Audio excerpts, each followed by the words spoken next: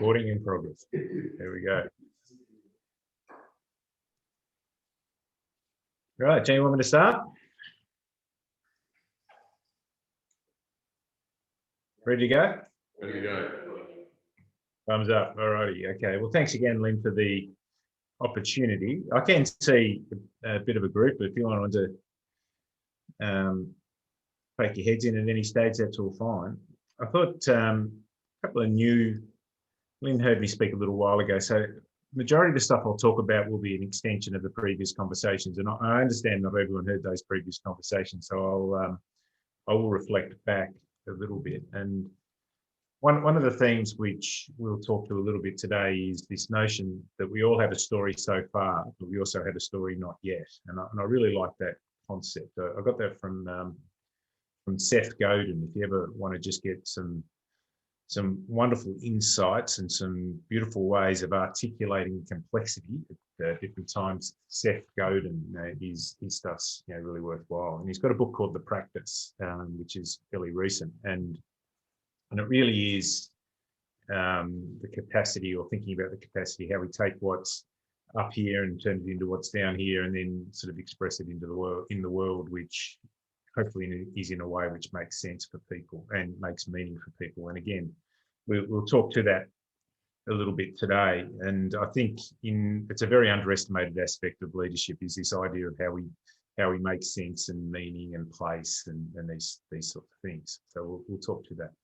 One of the things which I often mention, and Lynn's heard me speak about this, is I really recommend taking notes. And not because I'm coming at you with any overestimation of the wisdom more that I'm going to provide, but I think firstly we totally overrate our capacity to remember things, and capturing thoughts in the moment is one of the I think one of the most underestimated practices that we can actually create for ourselves, and building systems around that in whatever way we actually can.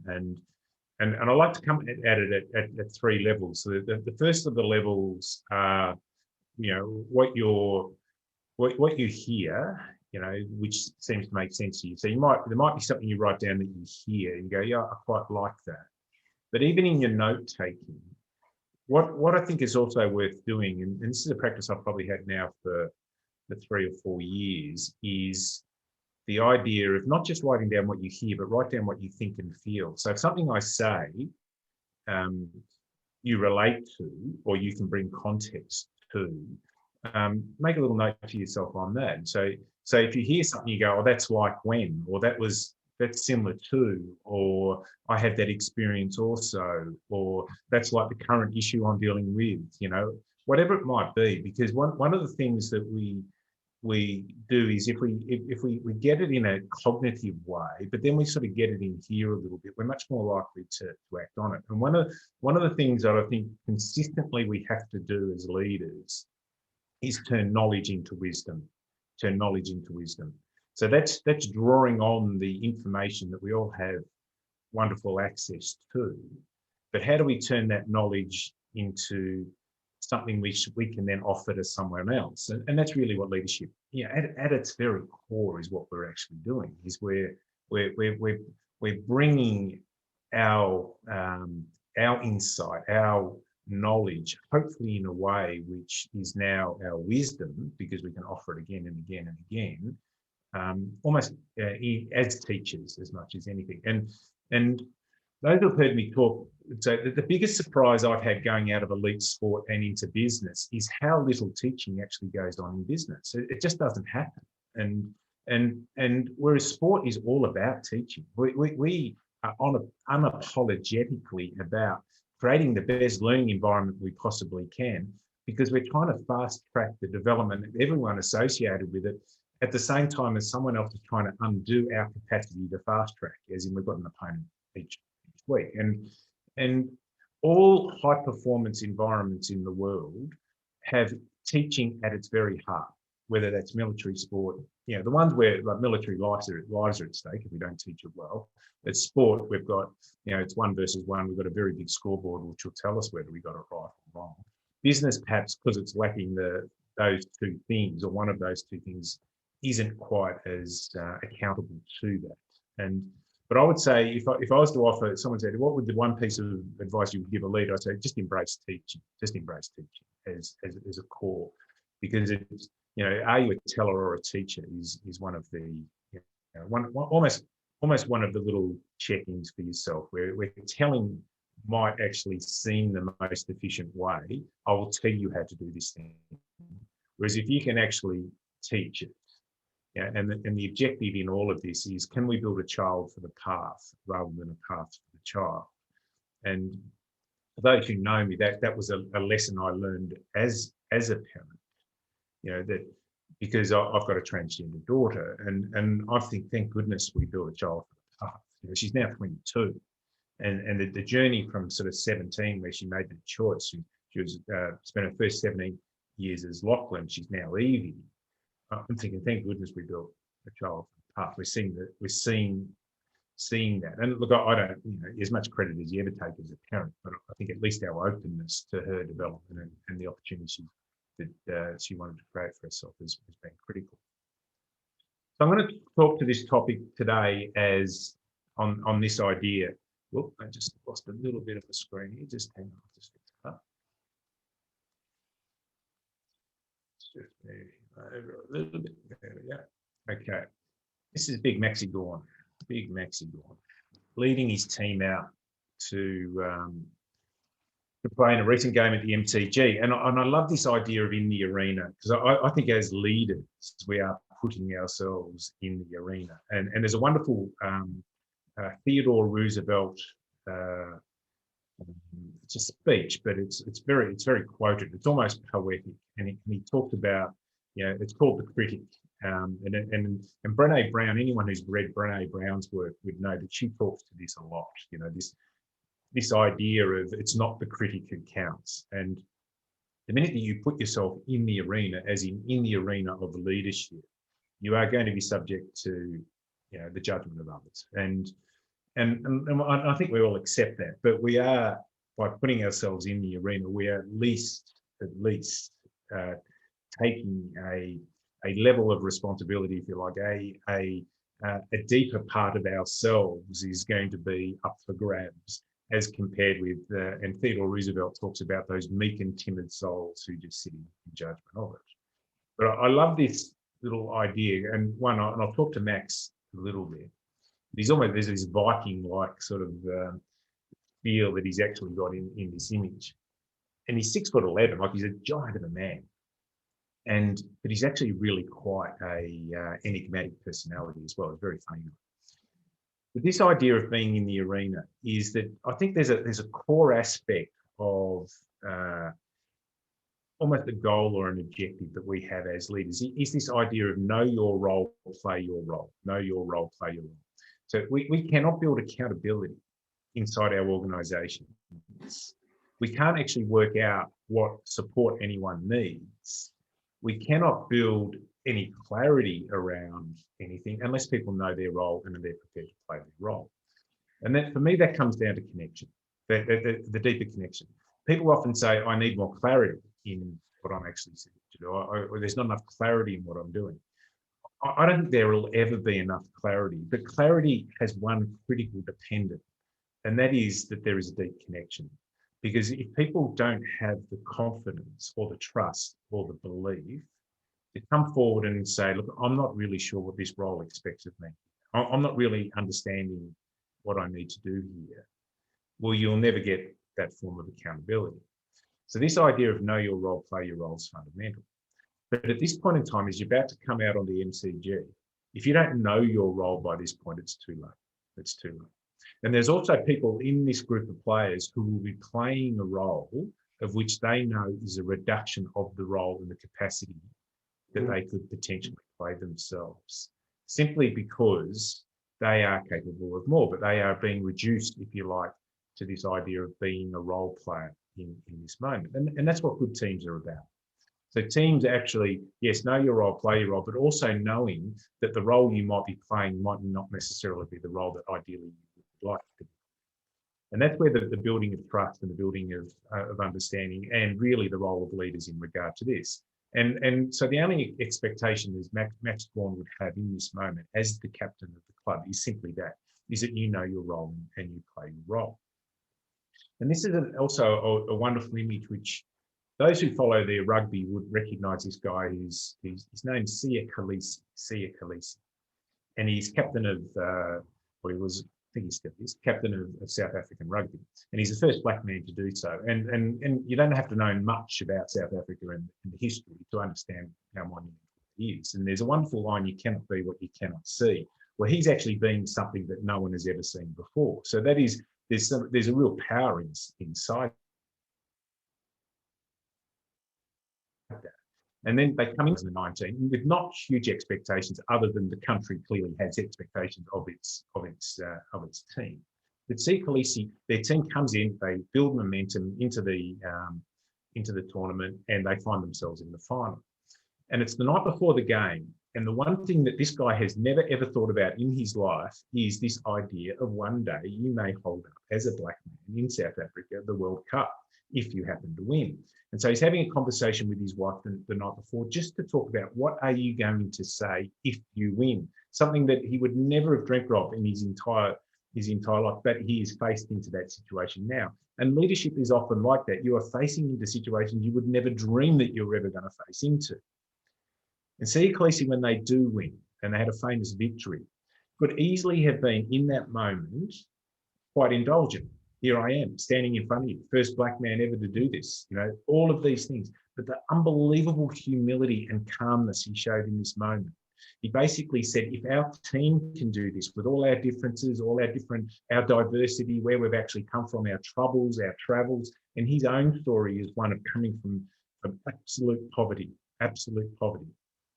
And growing up with his grandmother, who actually died in his arms when he was 14 years of age.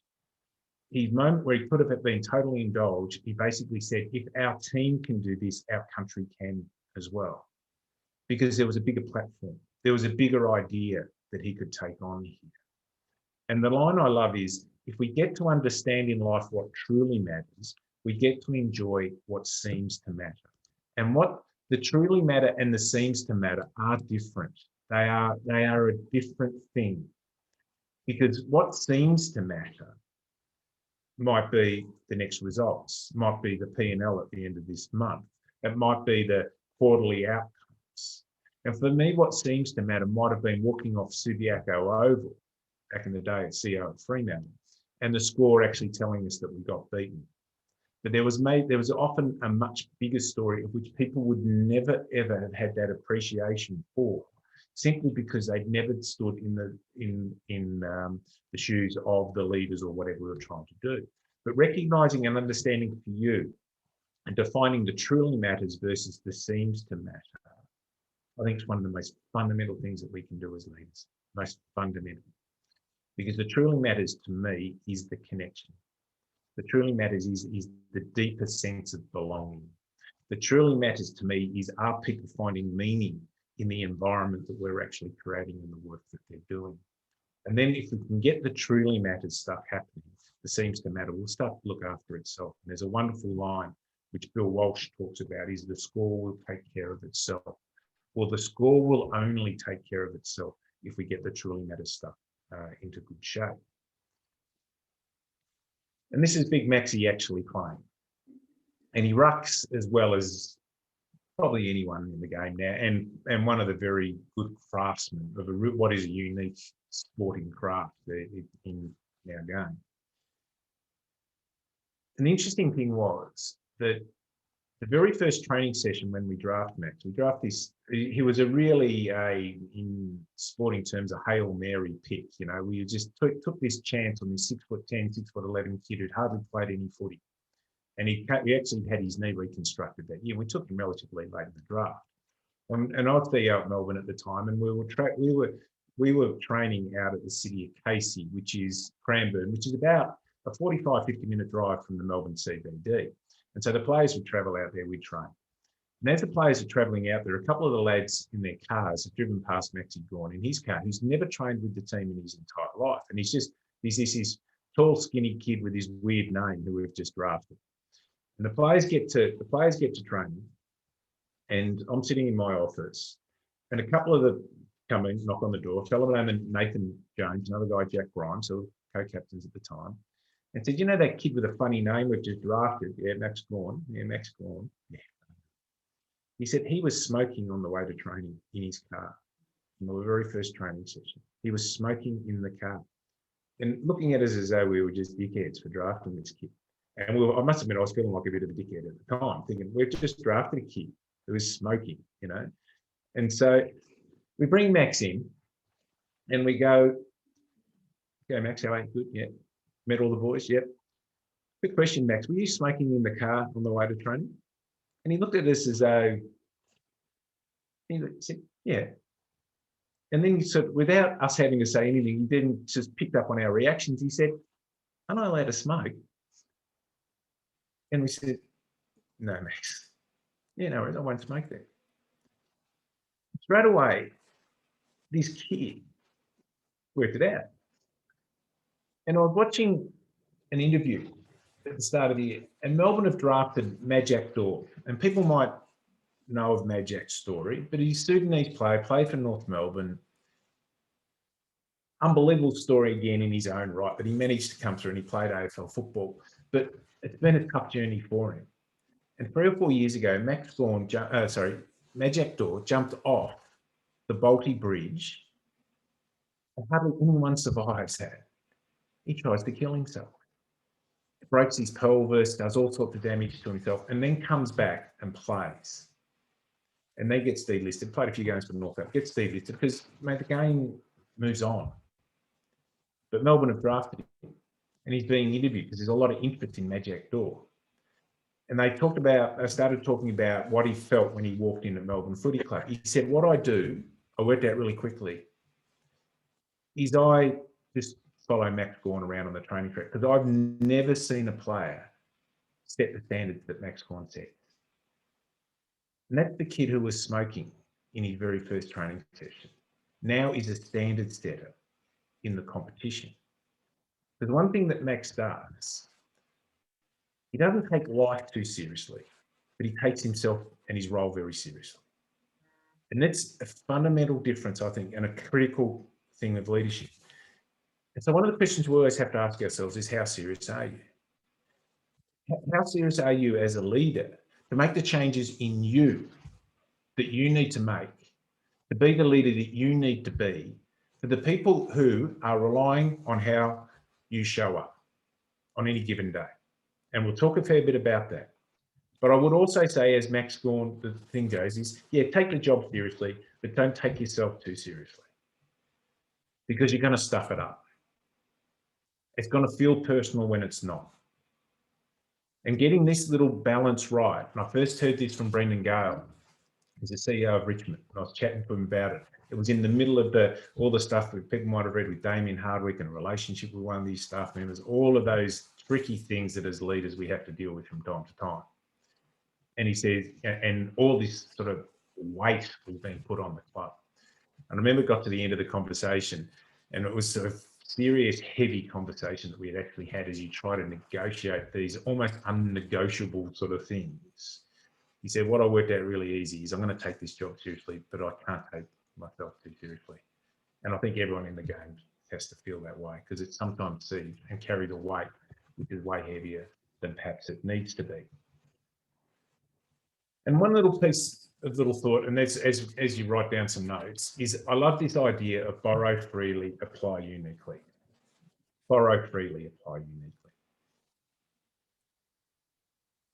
I make my stuff really freely available. It's one of those ideas, and Lynn knows that I send copies of all my slide decks and all that sort of stuff. There's a certain generosity. One of the things when I set up Design CEO is I thought I'm going to make it really generous because people have been very generous to me over time. But also because I've borrowed so much stuff over the journey from the coaches I've worked with, from the people, from the books, from the wise people I've met, all those sorts of things. But it's your capacity to come up with a leadership game which brings the application into play. So your leadership needs to be a full expression of you at all times, as best you can. but it will build on the learnings of others. So the idea is there, I think we have to do two things. We have to do the curiosity, and then we have to do the work. Do the curiosity and do the work. And there's a certain courage inside curiosity that people underestimate. And I think it's a significant one. And that's this simple notion of, are you prepared to have your mind changed? Are you prepared to have your mind changed? Because I think the minute that you express an opinion and put it out there, there's going to be people with a different view. If you don't want to express opinion and put it out there, that's okay. You'll never hear of that different view. But part of our role is we do have to put it out there, because we have to know whether we're right or wrong. We have to know whether there's an alternate view. So this allowing for and creating that space is a critical element of that. And then you get this, do the curiosity. And one of the things, I always say to people, are you in conversation with wise people? You know, are you reading the right books? Are you listening to the right podcasts? Are you writing notes after you listen to that podcast and read that book? And then, most importantly, are you creating feedback loops for yourself by applying it? So how do we take it from the notebook to our world? And there's a pathway through that. And one of the things we always, because our minds are so busy, is just almost asking yourself the question, am I prepared for at least a period of time to have my thinking replaced by the thinking of someone else? For at least so I can make up my own mind with it. So when you read a book, am I prepared to have that thinking replace mine? When I'm listening to someone speak, am I that person's word replace my thinking? Because that's what curiosity is. Your preparedness to have your mind changed, and the courage to say, geez, I might not have got that right. I've been thinking like that forever. And I've now had the benefit, because I was a CEO for 25 years, got to do it for a long period of time. I've now had the benefit of 6 or 7 years of going, geez, I might have stuffed that up. That one, I missed the dartboard on that one. And the learnings. And people who've heard me speak would know how important this guy's been for me. His name's Ron Barassi. And I remember asking him the question, what makes the great players great? And he said, Cameron, the best players are better than human nature. Because it is human nature which is getting in the road of so much stuff that we actually do. Human nature is busy is the new lazy. Human nature. And him giving me this, and I remember having this conversation with him. And it was one of the most profound of I was about 19 or 20 years of age. I was just starting out in recruiting, and I was trying to find out what made the great players great. And he came up with that answer, better than human nature. And years later, I reminded him of this conversation and its profound impact on me. And he had not one recollection of the meeting that we'd had, none. And he was almost embarrassed. But then I thought about the 10 minutes he spent with me were 10 minutes that he probably spent with 10 other people on that day, and 70 people for that week, and hundreds of people during the course of a month or a year. But the 10 minutes were precious. So how are people finding their 10 minutes with you?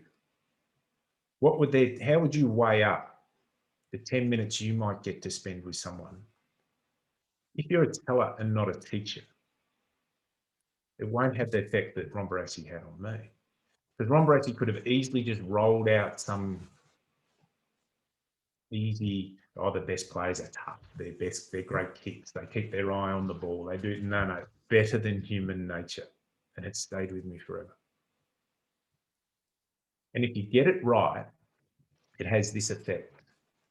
It means that it's an unknown meaning for an unknown person. If you embrace teaching, and the teacher-learner thing goes well, you do not know where that teaching is going to end up.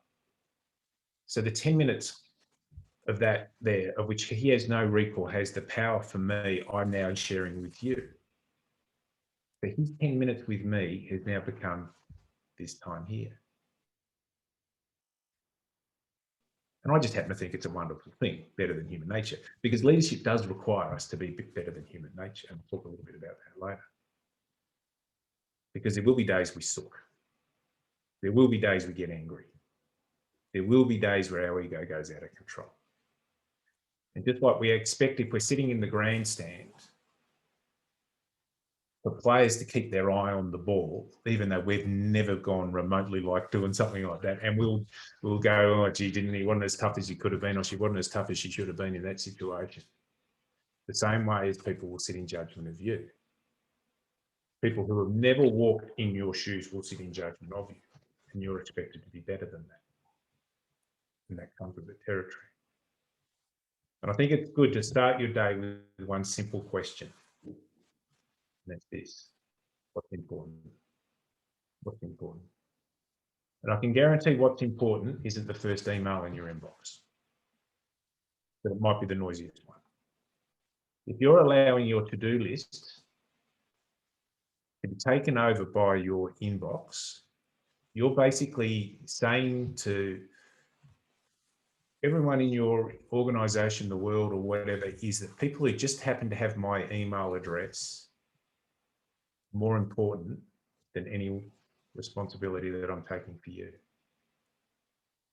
Because what's important are the trade-offs you make every day.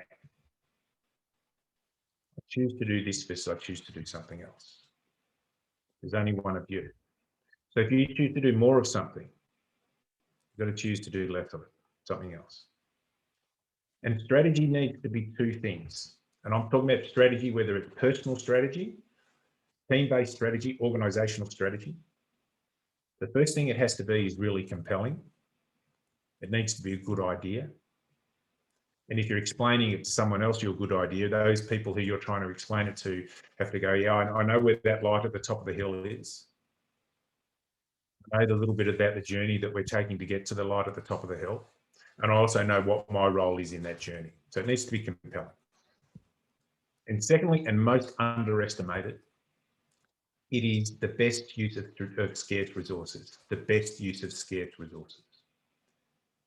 Because if it wasn't for those scarce resources, we don't need a strategy, because we just do it.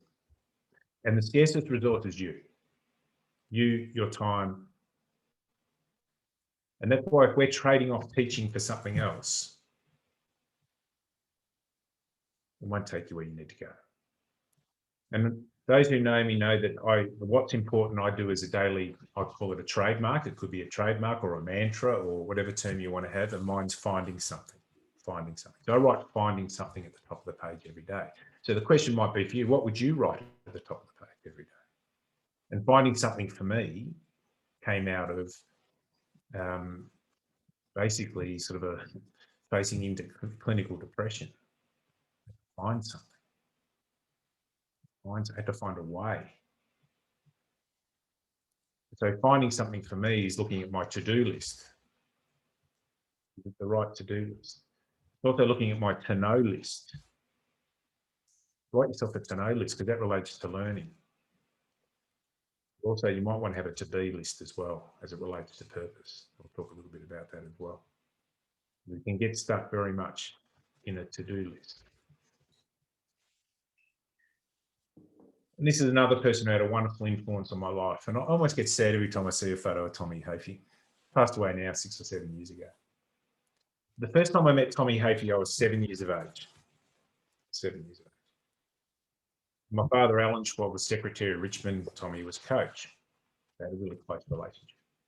And he'd come round to my house when I was a little fella, and my dad and Tommy would talk footy, and I'd just sit there and listen. Like an invisible person inside the room, as two of the best thinkers in the game were talking about the game. But the very first time I met him, I can recall, he got down on one knee, almost in that proposal type way, and looked me in the eye as a little boy. And he said, "Who do you think the best player was today, young Schwabby? Who do you think the best player was?" And it was my childhood hero, Royce Hart. And the number of the footy jumper in the back, the number 4, is my Royce Hart jumper. Sorry, the other one, just to cover it off, the other one's actually the Romberassi 31. So the two big influences in my life. And what I learned really early, I clearly didn't have an appreciation of it at 7 years of age, is the great leaders, the very best leaders. It's not how you feel about them. It's how they make you feel about you. And yes, you do want to actually feel good about the person you're leading, but it's very hard to feel good, the person who's leading you, but it's very hard to feel good about that person if they don't make you feel good about you. And Tommy Hafey made you feel good about you right from the start. And so when I'm looking for a metaphor of a coach, think of Tommy. What I think of is this, that you are the coach, you are the player of your own life. You know? But most of us get stuck in the playing.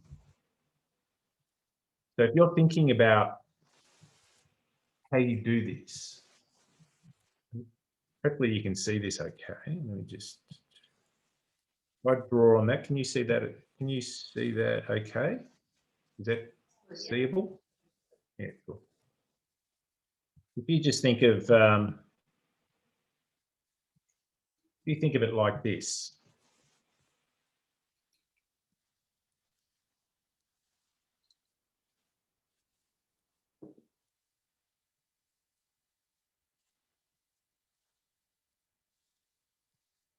If you're just, even trying to model stuff out is always a good way of trying to build some clarity. And I don't go much more complicated than 2x2s and triangles and all that. And I'll talk a little bit about that. Is if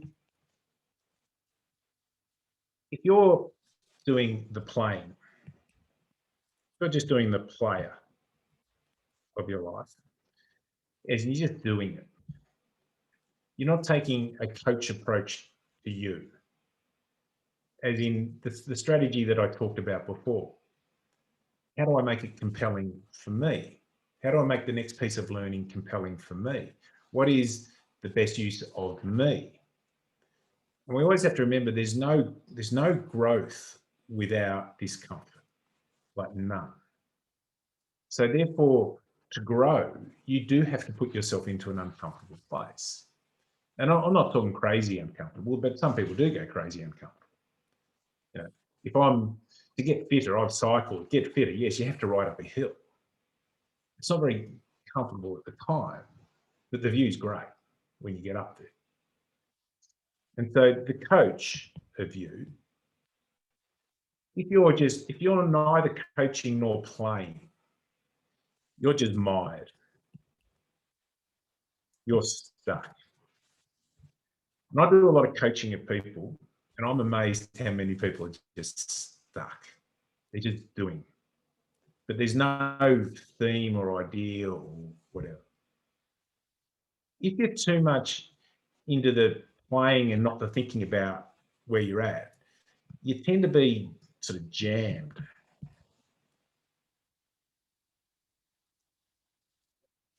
There's just no progress being made, but there's a lot of action happening in that sense. If you're too much into the thinking and not enough into the doing, I reckon you're mainly stalled.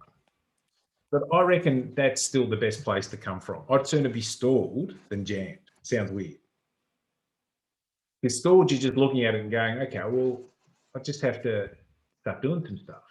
Whereas jammed, you have to say, well, I can't see any, it's just like this. I can't see through this thing. And I'm amazed how many leaders spend time in those places. But if you manage to get them right, well, I reckon you end up being inspired. You inspire you. Every so often and I'm a big person on journaling. I love journaling. So 30 minutes each day, try to journal, just write. And every so often I'll just be writing almost in a vague sort of place, and I have to put down the pen and I go, oh, fuck me, fair dinkum. That's where I've got. That's what I have to do. That's what I have to do. And But if I'd just gone and done as in just gone straight into my inbox or gone straight, it wouldn't have actually happened. So our goal is obviously to inspire you, inspire you. And so we'll talk a little bit more about it, but I think it's about skill set and mindset. We'll come through that. And so what we're talking about here is building a skill set and mindset for you as a leader. So being the coach and the player of your own life. And even when you're talking to your team, you can actually use this same thing. Okay, if you were coaching you, what would you tell you now? That's how it is. And why this is important is because all of us, and people who have seen me use this before, this idea of where I've come from is the high performance world, and I'm using the Olympics as a metaphor for this, with their ideal of faster, higher, stronger. But faster, higher, stronger in any form of high performance only happens in the moment, only happens in the moment. And to get to faster, higher, stronger, you have to be able to do this slower, deeper, wiser. So if you're looking for a mantra, slower, deeper, wiser is not a bad one. And then you'll get to experience high performance from time to time, but it'll be fleeting. It'll be very momentary. And often you'll be the only person who sees it coming. And for leaders, this is fundamental because our world looks like that. It looks all like bent out of shape and whatever. And if we're doing our job properly, that's what our world should look like, because we should be dealing with the most ambiguous stuff. As leaders, we are into ambiguity. That is our thing. Because without ambiguity, we don't need leadership. We just don't need leadership because it would work itself out. So really, therefore, as leaders, we are in the business of this, the 49-51, the most uncertain stuff, the 49% chance versus the 51% chance, and you're going to have to back one of them in. You're going to have to make a choice at some point. This is where your genius and your mastery comes from, being great at ambiguity, being great at ambiguity. So if you're going to be a 49-51 leader, you better make sure you've got a whole lot of 60-40 people around you, taking the decisions off you. And that's why you have to be a teacher, to get them to that point. And if you haven't got 60-40 people around you, you will not be making 49-51 decisions. You'll be making their decisions for them. And if you find yourself making those decisions, it's either because you haven't got the right people or you're making decisions that they should be making. You might be a bit control, you're uncertain or whatever. And so when you look at your people, the good little measurement is, are they 60-40 people, as in do I trust them? Or are they on track to be 60-40 people in a time frame which works for you? So you only want your people to be in two places. They're either there where you want them to be or they're on track to be there. And the on track thing then comes back to you about what you're doing to get them there as quickly as you can, because time is important in regard to that. So if your role is to be the 49-51 person, I think a critical element of this is this idea of leaders as makers. We are makers. Firstly, we are makers of sense. Like we've gone into lockdown again in Melbourne. How do people make sense of that? And there's context and content which is different for everyone. I get that. For me, it's not too bad. I'm living in the country. It's just my wife and I and the dog. They haven't gone down to lockdown here, or they've come out of it. So how do you make sense of things? And this is often in ambiguous, but people are relying on you to make sense. We're also makers of meaning, bringing meaning into the organisation. You would like people to find meaning in the work they do. If they're not work with you, if they're not finding meaning with you, they should try and find it somewhere else. I think it's really underestimated that. It's hard to be continually motivated to do something that you don't find meaning in. And meaning's personal, but we're meaning-making beasts. And no one can find your meaning for you, but we can create environments which are such that people can find it for themselves. We're makers of place. Almost the most powerful thing you can say to someone is that you belong here. you belong here. And belonging's never been trickier. The wonderful thing about elite sport and say working, I worked at 3 AFL clubs. Every single one of them, I felt a deep sense of belonging. The interesting one, the one I felt the deepest sense of belonging to, was the one that I had the least association with growing up, and that was Fremantle. That I felt that I belonged at Fremantle. The people probably felt that I didn't outside of it. Well, I always felt that and felt that strongly in that sense from the minute I walked into the place, because people made me feel that way. And to create any of these three things, you have to be a great maker of space. Space. And space is not just a 2 days away in a retreat to draw up our strategy. Yeah, that's important. But the most important space you make is each time you walk into the room. If you come into the room as a knower rather than a learner, you're closing down space. And often people want you to walk in the room as a knower because it means they don't have to think about it themselves. So to come in the room as a learner and come in and say, I do not have the answer here. And you have the vulnerability to say that and the authenticity to say that, you get to find out what's in the room. Who's prepared to step into the space that you're created because of your uncertainty, and it might be your emotional uncertainty, to put their arm around you and say, we're with you. Or who's prepared to come into the space and say, look, I've got an idea here, this might help us. But if you close that space by riding in on your white horses, the all-knowing person. And I'm doing a piece of work with an organisation at the moment where it's almost and I had to point it out to them really openly. I said, everyone in this room thinks they're rewarded for knowing rather than rewarded for learning. It's like a competition on who can say, yeah, I knew that. I know that. And that gets you nowhere. Can I just ask a Gets you question? nowhere. Yeah.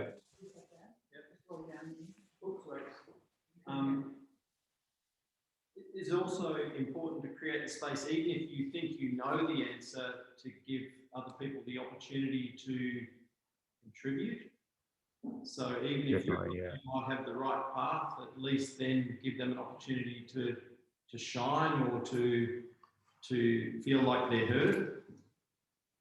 So not only when you don't know the answer or you're vulnerable, perhaps you think you do, open it up as well, that sort of space. I think you only ever come into the room with a think you know mentality rather than a do know mentality. So to actually, even if you're pretty certain as to what your view is, and you do have to have a view, you do have to land a position eventually, don't you? You know, the thing can't sit in that space forever. And we'll talk a little bit about that as we go through. You are trying to add dimensions to your knowledge and understanding by creating that space, even if it's only for a few minutes. And sometimes, and there's often a bit of a system. So I'll give you a quick little system on this. Is to walk in. I call it a silent meeting. So come into the room with a pad of sticky notes, hand them all out, and say, here's the problem. I'm not going to say anything about it, but I want you to write down 5 potential, without talking to any of us, 5 potential ways that you would deal with this issue. And then ask, just 10 minutes, silence. Big texters, so people can only write 1 or 2 words on each. They don't write paragraphs, just 1 or 2 words. You know, so all of my stuff's only a few words on a page. Try to build that aspect to it. And then you might say, okay, Lynn, you're first. You tell me what you think. And the person presents, then the second person, then the third person, the fourth person, the fifth person, and you'll find there'll be 4 or 5 ideas you'd never dreamt of come out of that process. Because the other thing is, some people struggle to go into the space that you've created. Whereas some people, mate, they can't get into that space quick enough and they close it out for everyone else. And so the silent meeting aspect of it is really important. That people, they've generated their own thinking around it. So even when you're pretty certain, if the issue is big enough, yeah, definitely. Does that make sense? Yeah, thank you. Thank you. Never heard of a silent meeting before. I think we've all gone silent thinking about it.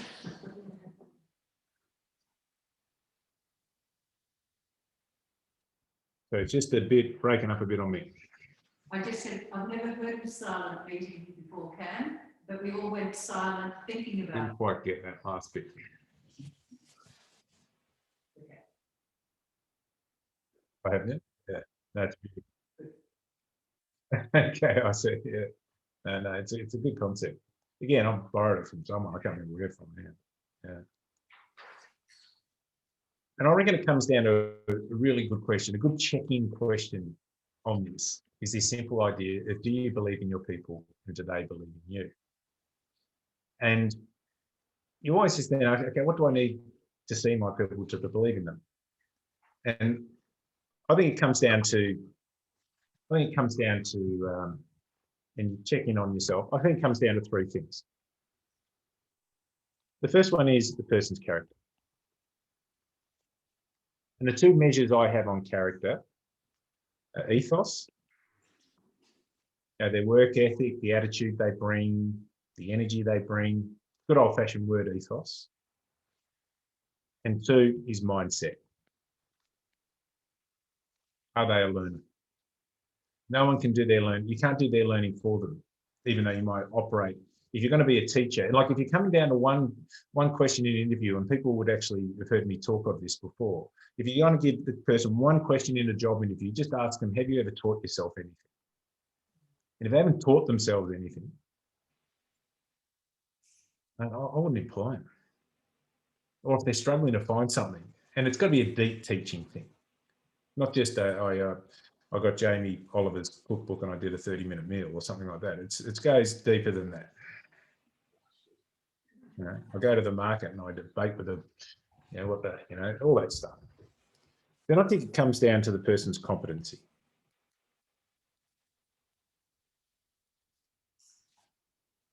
If you can't,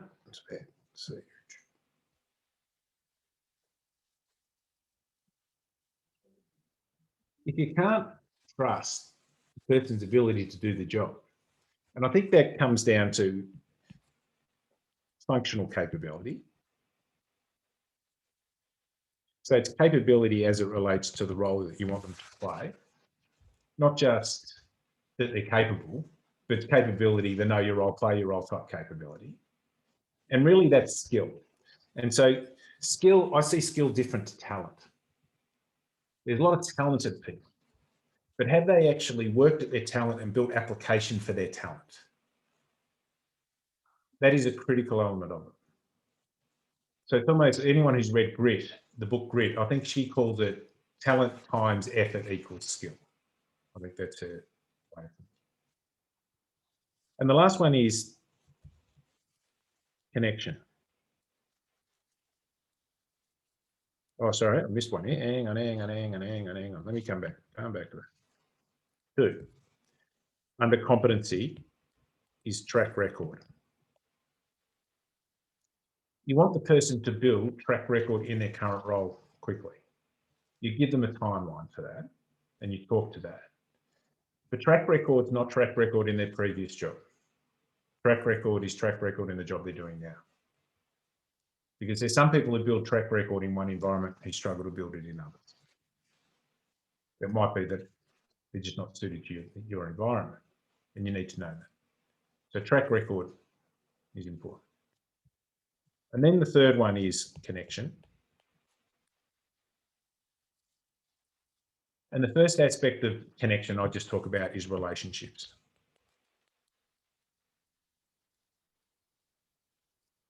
if you're going to measure one thing, measure the capacity of the person to build relationships inside your organisation. And I'm not talking about friendships or what, no, but just trusted relationships. Because relationships are now complicated. Relationships used to be upwards, sideways, downwards. Now they're circular, they're diagonal, they're all over the place. And so when hierarchy and structure becomes uncertain, which it will, can that person still work well? You know, are they flexible in their mind? And a lot of it comes down to trust. Can they build trust? And the second part of that is what I just simply call buy-in. Are they buying in on the culture that you're seeking to create? Are they buying in? And so if I'm going to measure, they're the only 6 things I measure in any of the work I now do. Character, competency, connection. And you measure it at 2 levels. You measure on what it is now, but also measure what the potential is as well. And there's a gap between the now and the potential. Well, then you ask yourself, what are we doing to fill that gap? And what is this person doing to fill that gap? So if you're saying that the person's got this level of functional capability now, but we think we can get them to that, well, then there's a gap. You've got to ask how you're filling that gap. And the same thing comes on an ethos and mindset, because some people, it takes a while for them to understand, you know, what the expectations of the role is and what does good ethos actually look like, you know. The Max Gorn example, his expectations of ethos when you walk in was different as a person who smoked on the way to training to someone who then sets the standards. It's a very different scenario. And so if you're measuring then, okay, do you believe in your people? Well, they're the same things. Then ask yourself, well, how am I going on these 6 things? If I was being led by me, what would the experience of me be on the basis of these 6 things?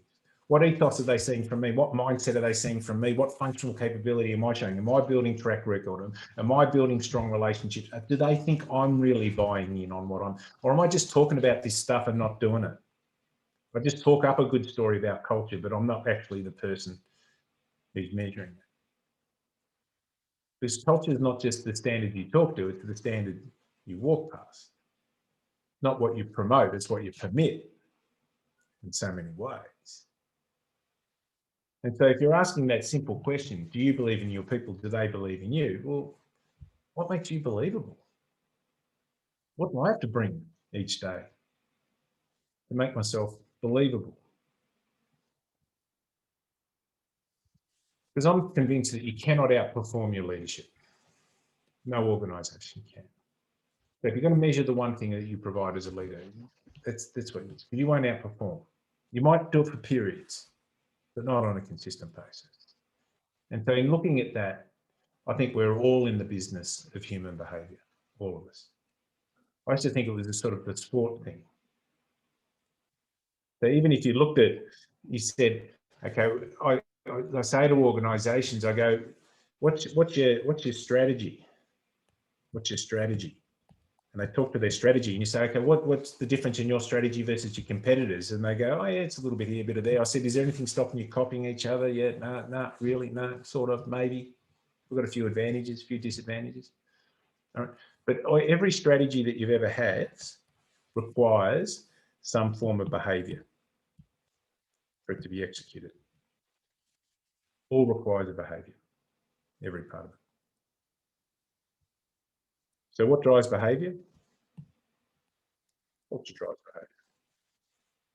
Then behaviour drives culture and it circles in on each other. What drives culture?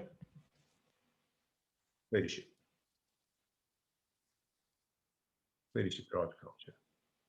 So you can't outperform your leadership. Where people make a mistake, I think, is that they don't strategically invest in leadership. In sport, the first $1 million we spend every year is to make sure we've got the right leadership. And we're developing leaders.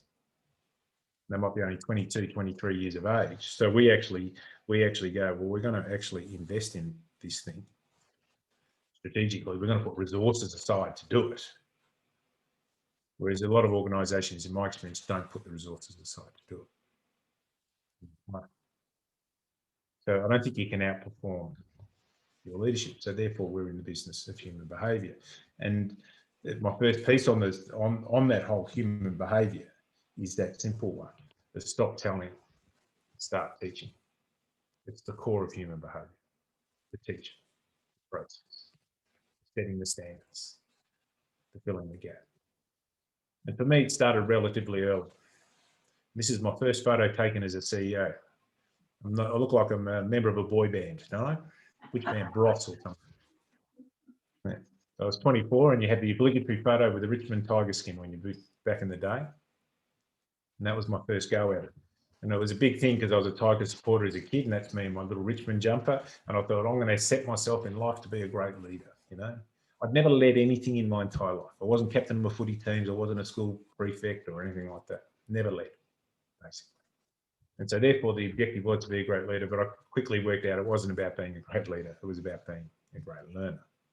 And how do you maintain that mindset when you're under all of the scrutiny you are? And for me, then a few years later, 25 years later, it finishes up like this. This is my last press conference, the CEO of Melbourne Football Club. And I'm been given the sack, basically. It's all over. And I know it's all over. And a big part of my identity is about to walk out the door because I know there's no place in the game for me anymore. And those who know a little bit about my background is that hadn't always worked well for me. You know, I've had to deal with clinical depression since I got diagnosed in my 30s, but I assumed I'd had it for much of my life, really. So my mantra, as I mentioned before, for trademark, of finding something comes out of that learning, the learning of therapy, if you like, in its own way. And I learned that there were three pretty bloody important questions when you're going through that sort of experience. And they are, what happened, as in what have we learned? What now? What do I focus on now? And what next? Where am I heading with this thing? What happened? What now? What next? That's three great questions for why. But even out of this process, I worked out that from our constraints come our opportunities.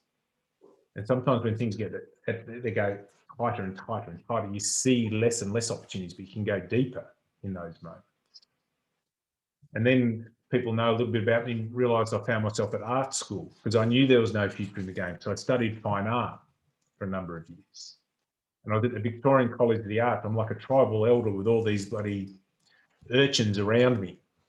And a couple of those urchins were transgender kids, which was fantastic because they became my teachers on how to parent my child who I was struggling to parent with at the time. You never know where your learning is going to come from. But the very first day at the Victorian College of the Arts, they say, grab your favourite pencil, grab a piece of paper, and we want you to draw a self-portrait. And my favourite little pencils, these black wing pencils. They're just beautiful to write with. I remember getting my piece of paper, and this is what my drawing ended up with. And I wasn't actually in a very good physical or mental state at the time. So I remember drawing it, and I got the rubber and the eraser out, and I rubbed out my eyes in the drawing. Rubbed out my eyes. I couldn't sort of see a future for myself in the way that I needed to. But at the same time, I was reading a book.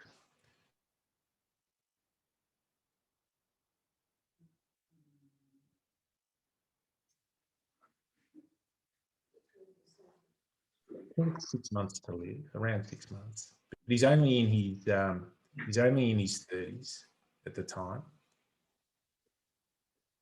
Okay. Yeah, you just froze for a little bit, Cam, but it recovered quickly this time. Okay. What was the book you were reading, Cam? The Last Lecture.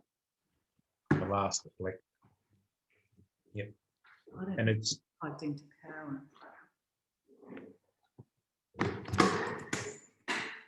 Yep. Thanks. All good, Cam? all good? Yeah, and the book's written by a guy who's I should remember his name actually. The guy, he's a university lecturer and he's got a few months to live. He's only in his 30s. He's got 2 little kids, married. And there's a bit of tension between him and his wife about whether he should spend the time writing up the last lecture or should he spend his time with them.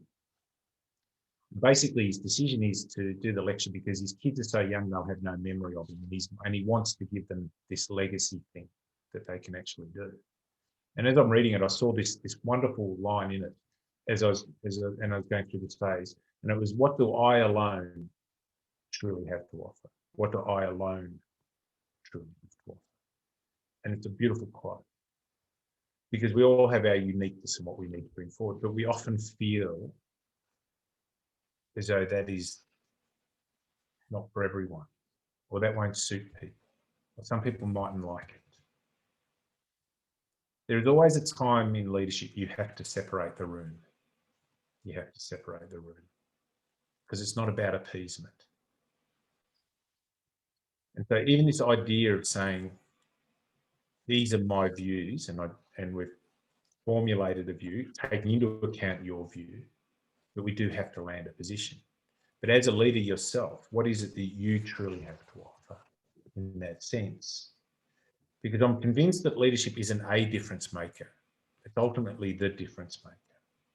And the challenge will often be this simple notion of it's the hard days that define us. And I've chosen this photo of Nathan Buckley quite deliberately. They've been beaten by the Gold Coast at the MCG. It's a very disappointing outcome. And he knows he's coming off the ground and he has to face into what we call the fifth quarter in sport, which is the media. And it's not going to be good. And his club's in a bit of disarray at the moment. He doesn't know about his own future. And they got within a kick of winning a premiership only a couple of years earlier. But the interesting thing about this, and there's a book called Green Lights that I recommend, written by Matthew McConaughey.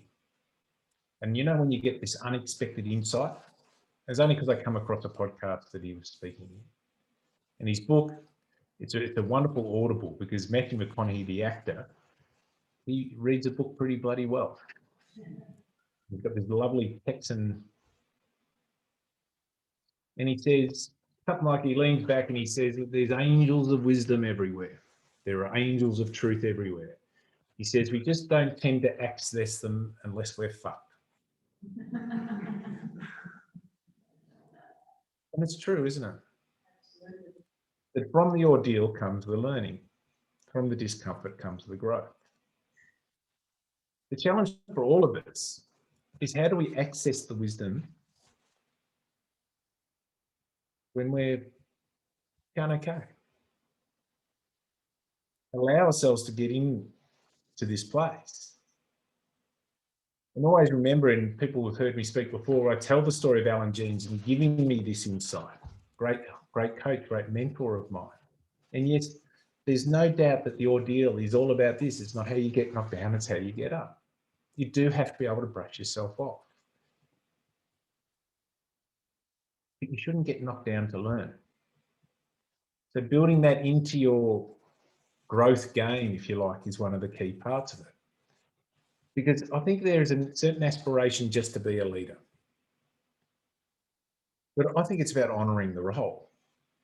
And the aspiration is, in fact, to make a difference. And that's not relying on everything going bad. That's accessing the knowledge and understanding when things are going okay. And I'm going to just give you a couple of things to finish off, and then we can talk to it.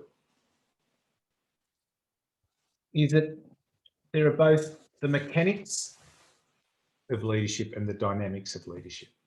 And I love this photo. It's Damien Hardwick after they've won the premiership. And he's sitting on his own with a beer in his hand. Because the best parts of leadership often feel like this. It's just when you're on your own. Because you can't necessarily share it with anyone, how you're feeling in that moment. And so the mechanics of dynamic, of leadership, is your system of operation. Do you have a leadership system of operation? Because you can learn it. And there are so many leaders who have gone before you, but why wouldn't you want to learn from them? But the dynamics are the difference maker. It's actually working out what this group of people need from you in this moment. And the dynamics, by the very nature of the word, are changing all the time. If you've got someone, if your team changes, the dynamic changes. If someone's going through a tough time, the dynamics change. If you're going through a different time, the dynamics change. The awareness of where the dynamic of the group is a fundamental. And it's not just a one go at it. So what you have to do in all of this stuff is you have to have a system, but you have to do the work. You have to do the work. And so therefore, what is leadership in this way? I think it's a skill set and it's a mindset. Building a skill set for yourself, yeah, but a mindset mainly as a learner in that way. And I think the first thing, as I mentioned this before, is creating an environment where you get the dynamics right by setting yourself the fundamental expectation of this, is creating an environment which says you belong here. You cannot have high performance in any environment where people don't feel as though they belong. You just can't. If you fail this one here, and it's belonging from the minute you walk in the door, how you're inducted, how you're made to feel. The very first meeting you go into, do you feel comfortable in expressing yourself, or will that build over time? You belong here. And this starts with this idea of an us story. What is your organisation's us story? And your us story is a simple statement which says who we are and why we do it. Who we are and why we do it. We are this organisation. This is our identity. We do what we do for this purpose. Who we are and why we do it. And there will be a bit of your own history in this, because all of us have a story so far. This is where we've got to so far. And if you're the CEO of the Melbourne Football Club, it's a 160-year so far story. The people that, yeah, they love the so far story because they identify with it, but people are really into the not yet story. Where are we going with this thing? So being able to express the story so far and the story not yet is one of the core things of building this us story. But also, at any point in time, to win the moment, you have to be able to stay in the moment. And I'm just going to show you a little piece of work which is quite fundamental in regard to this, because ultimately, people don't experience your intentions, they experience your behaviour. So you might talk up a good story, you might actually have, this is what we're about, but if you don't behave in accordance with that, and that can get hard. And I failed this often. Yes, my intention was this, but people experienced me in a way which was very different to the intention that I had. And in thinking about this, always, is we repeat what we don't repair. If we're not fixing this thing, if our story isn't working for us, why don't we change it? Why don't we create a new story for ourselves? Or do we say that I'm now 57 years of age, that's who I am? I think we get the opportunity of doing this whenever we want. And it takes courage. It takes courage. And I'm doing what they call the second mountain at the moment. The second mountain builds on the experience of the first mountain, no doubt.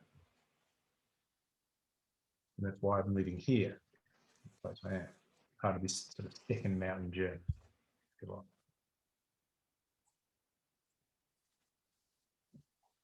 And I think it starts with this idea that we need to be able to reflect on what's going on inside you. That's how you're thinking and feeling.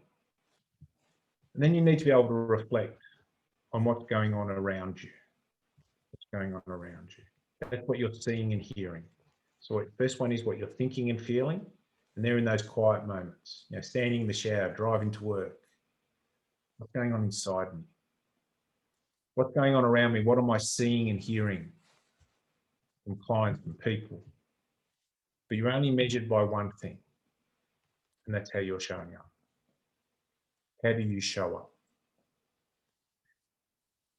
And I think there's a core little way of thinking about this, which is simply above the line and below the line.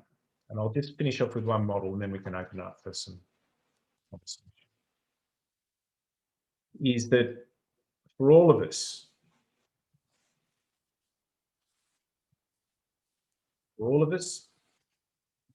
we have to deal with this. SH. The nice way of saying that is situation happens. The sort of casual way of saying is stuff happens. But you know where I'm going with this, don't you? Shit happens. Okay. So situation happens. We'll call it with day night.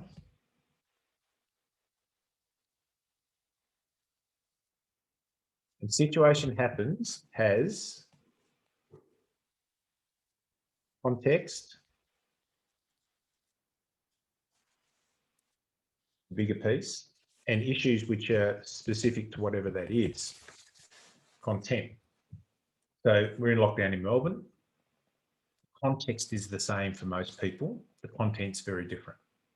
So if you're homeschooling kids, it's different if you're not. My sister is a prep teacher. So homeschooling is not a great experience when you're teaching prep. Unbelievably difficult. So situation happens, people say, well, that equals an outcome. But I'd say it's situation times your response equals the outcome. So this is what's happening around you. This is what's happening inside you. And this is how you're showing up. And we have choices here. And the choice is to stay above the line. Because if our response takes us below the line, where it's blame, complain, deflect, those things all find friends really, really quickly. They will find buddies before you even can get the words out of your mouth. But our role as leaders is to stop that.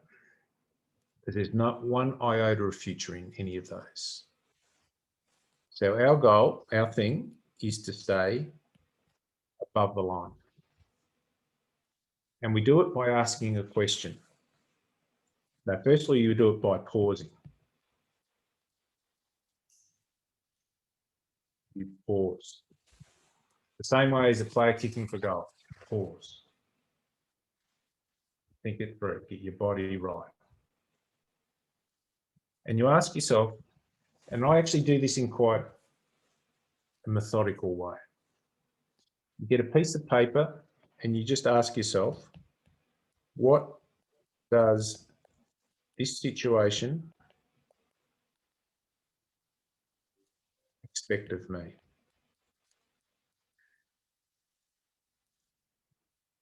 Just ask yourself the question. What does this situation expect of me? And I think it expects three things. The first one it expects is for you to be calm. If you're anxious, angry,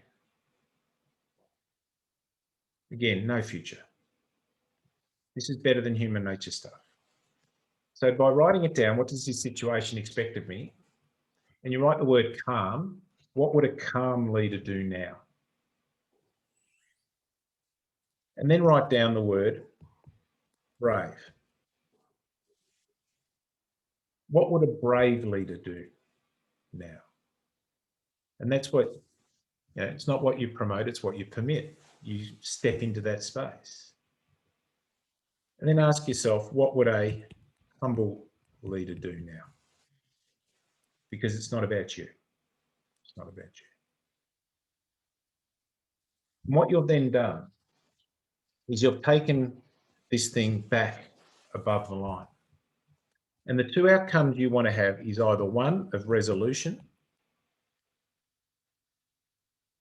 as in we've made a decision to do something along the lines of what we've previously spoken about, or it could be a decision of resilience, which is still a decision, by the way, but we're just going to see our way through this. We're going to gut it out. But either way, you've taken radical responsibility. There's a responsibility that people don't normally take.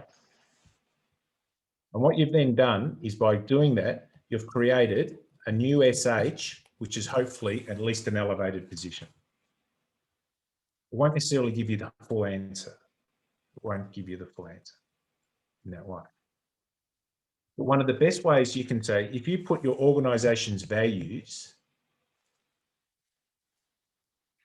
they are above the line things. And they're easy unless they're tested. So your job is to create a simple environment of saying, this is what above the line looks like. And then hold yourself to account for that. And then what you can also do is say to your people, and it's a really easy call out to make, is when we get into the blame, complain, deflect world, and the worst form of blame is a self-blame, because we're going to get it wrong. If we're in the business of ambiguity, the assumption is we're going to get it wrong often, is the self-blame.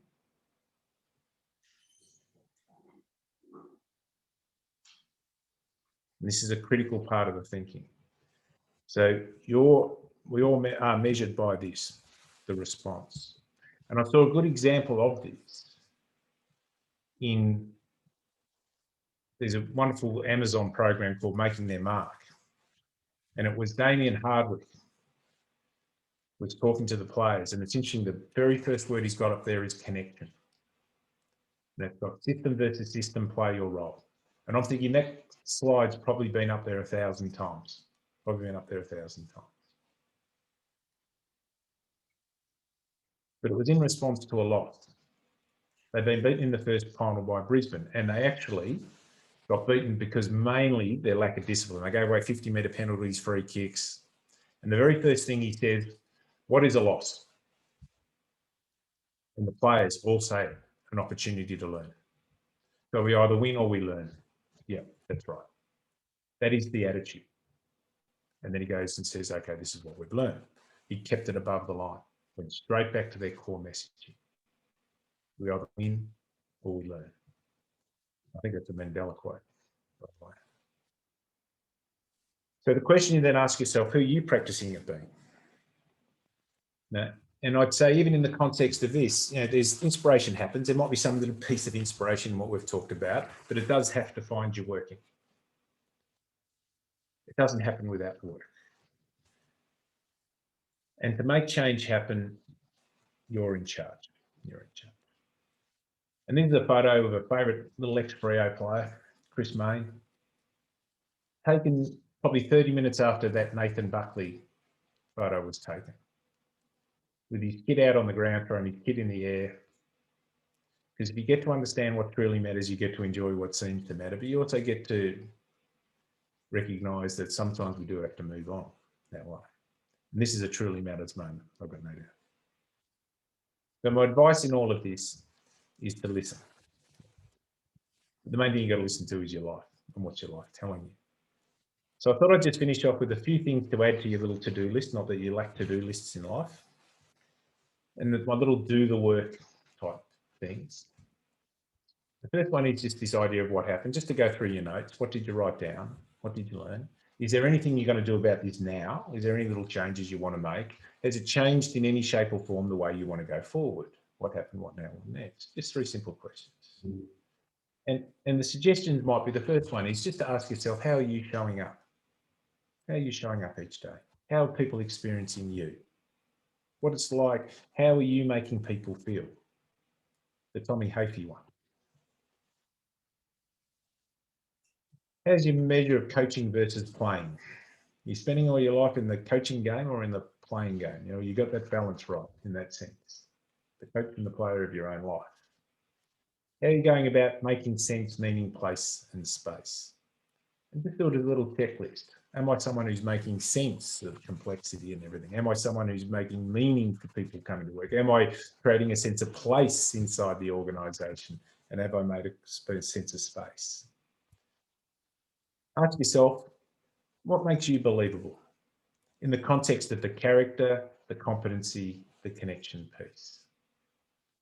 And the third and the final one is always do the curiosity and do the work. Be open to learning and then put the work in. So hopefully you've got something from all of that, gone on for a little while. Happy to sort of throw it open for some questions and some ideas, and I'll give a copy of my deck and my notes for you to take away with you. I don't tell that right till the end because otherwise you don't take notes. So the old lesson. So happy to have a chat, or if you want to actually, I can't see Lynn. Is Lynn around? I've moved. Here we are. Okay. No worries. So I don't know how you want to do it. If you want to have a quick chat amongst yourselves and then come back with some questions, or just want to throw some questions at me, that's all fine. Okay, what I'm going to do is look for the show of hands, Cam, and They might also want a toilet break as well. So that's the other thing. how much longer have we got with you? I don't know, 15 minutes or whatever you want to do. Yeah, it's fine. Does anyone need a break, guys? Okay, we've got 5-minute break. Cam, do you need no to worries. break yourself?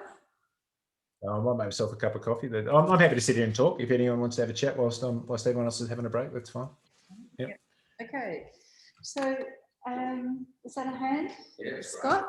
Let me put you over to Scott. Come over here to make sure you can be heard. Speaker's chair. Speaker's chair. Cam, meet Scott. Hi, Cam. Hey, Scott, how are you going? First time I've seen you speak, and very, very impressive. A lot of takeaways there.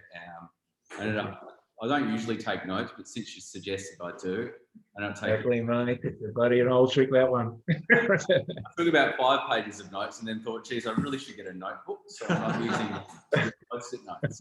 Yeah. So I'll make sure I do that today. I think one of the takeaways for me is we had a pretty bad beat with a tender recently, and I don't know that I necessarily showed up the way I probably should have for my team. I was pretty pissed off about it, but not. I think it sort of gave me an opportunity to reflect on that and maybe think about how instead of the note I wrote down at the end was we win or we learn. And what I've done in the past and the way we've been able to resurrect things is kind of sit back down and kind of reflect on what we did wrong or where we could have potentially done a little bit better. And instead of doing that this time, I just cracked the shits and told the panel that they'd made the wrong decision, and probably didn't handle that as well as I could have. But I think what I'll go back to the team with is sort of what did we do here? How did we learn from this loss and make sure that we can grow from there? So thanks for that. So that's just simply that what happened question. So the what happened question becomes really important. But sport's really good at what happened. We don't think about the next game, really. It's always the context from the moment the game finishes. It's always the context. But we draw as much learning from the previous game as we can at a team individual level, even teams within teams as well. Because you don't get those opportunities. So, and we do have the benefit of a video, but sometimes the video doesn't tell us how people were feeling, in that moment. Why did we lose the momentum of the game? What happened in that moment? Because you need to express that. That's the dynamic. The video will tell you about the mechanic. It might tell you a little bit about the dynamic. You might see some body language and all that, but generally not. So it's actually the what happened question becomes fundamental because it's a core of how we actually learn. How do we grow? And then you say, so even I replaced all agendas, all my one-on-one agendas, all of my team-based agendas, and often even with the board agendas with the questions, what happened, what now, what next? That's because we want to know what we've learned, where we're focused now, and where we're heading with this thing. It becomes really important. And where we're heading with it is not just the ambition, it's what we've consciously put off to the future, because you can't do everything now. So one of your trade-offs might be is, yes, we do need to do that, but I'm not going to get my head into that for at least another few months. Well, that might be important for someone else to know because they might be relying on you having your head into that. Yeah. And particularly when you're talking about leadership teams where you might have people with difference in the team, different to, might be culturally different, but also people are different. Like if you try to get a finance person and a marketing person to agree on many things, that's challenging. That's just how it is. So getting an understanding of what you've consciously put off. So I think what happened, what now, what next is still the best questions, just even as a reflection. But what happens mainly about learning, and it's not about finger pointing, blaming, criticising, and all that sort of stuff. Yeah. Thank you, Cam. I'm going to zoom you over to Chris Nelson. Hey Cam, how you doing? Hey, Chris, good to see you. Look, I obviously was thoroughly impressed by that yet again. I sort of have been wrestling myself with the part I highlighted mostly out of your talk was the makers of sense, meaning belonging and space. Actually, I kept belonging there instead of place because I felt like belonging was a stronger word relevant to my situation anyway. I guess since 2020, I'd like to get your take on, what I think we are sort of struggling with a bit at the moment as a business is around our vision, and that vision just got derailed in 2020. We're pretty lucky here in Perth economically, and from a financial performance, our business hasn't really skipped a beat. But everyone, a lot of people in this room right now are struggling with HR issues, a lot of turnover, a lot of people rethinking what they want out of life. Maybe they're taking a leaf out of your book, but what you've got to do is tell people, all right, this, like you said, this is the story so far. Now let's talk about the next chapter, the not yet. It's really hard. It's really hard post-COVID, I think. You're back in lockdown over in Victoria. We can't travel, barely. We don't know if, this whole Zoom client relations, we're in the marketing space, whether clients actually would like it. We deal with a lot of sort of older clients, decision makers, and they prefer face-to-face still. So that cultural change, whilst it's got better, it's not changing enough to impact our business. So when you go away, if we're talking to vision here, what's your take on actually the day and age that we're in right now? Are we kind of wasting our time with so much unknown, or is the response something that you just have to take an educated punt and hope for the best? Okay, the first thing I'd say is that because you've written it down doesn't make it right, because you may, it's all strategy and thinking is based on your understanding in that moment. The one thing about any future consideration is that the future is unknown and unknowable. So therefore, we always have to build a way of building our most recent learning into wherever we're heading with it. So for instance, if you looked at your strategy that you may have written in December 2019 and try to say, we're just going to apply it now. Well, there'd be very few organisations who would say they wouldn't want to integrate a lot of the learning from what we've recently gone through as part of it. So that comes back to that idea of the two things I talk about, even in terms of the shift here, is what's possible, what's important. What's possible, what's important. So what's possible has changed, but it hasn't changed for everyone, has it? It's changed in different ways for different people in that way. But what was there was previous that suited some people, didn't suit others as well. So all I think you can do is people are fundamentally motivated by a vision of some shape or form of which they can see their place inside that vision. And therefore, and I mentioned the term before, every so often you do have to deliberately separate the room. You know what I mean by that? That you have to make a choice. We're doing this, that mightn't suit you. And Disney, I did the Disney training. They have a wonderful saying. They go, sometimes we say to people, you have to find your happiness elsewhere. It's not going to be for you here. But if you can't actually be, you have to be able to at some point articulate where we're going with this thing. And it's not going to suit everyone in the room. And it might actually piss a few people off. But that's, welcome to leadership. That's just part of the deal. So yeah, you want to draw on as good information, as good understanding, and as good whatever, but you do have to land a position at some point. This is what it's going to be. And I think it just comes down to, I just go, really? I go, Your vision is really, in many ways, your vision is really your us story. That's all it is. And this is about who we are and why we do it. Who we are and why we do it. We are this. And then I think you just write, I then write standards. I use standards, not values. Because I think values can be a bit vague. I have a standard as it relates to character, as in what is important in your organisation from a character perspective. What sort of humans do you want in the room? Then talk about competency. This is what we need to be good at. This is the skill we need in the room. And this is what's important from a connection point of view.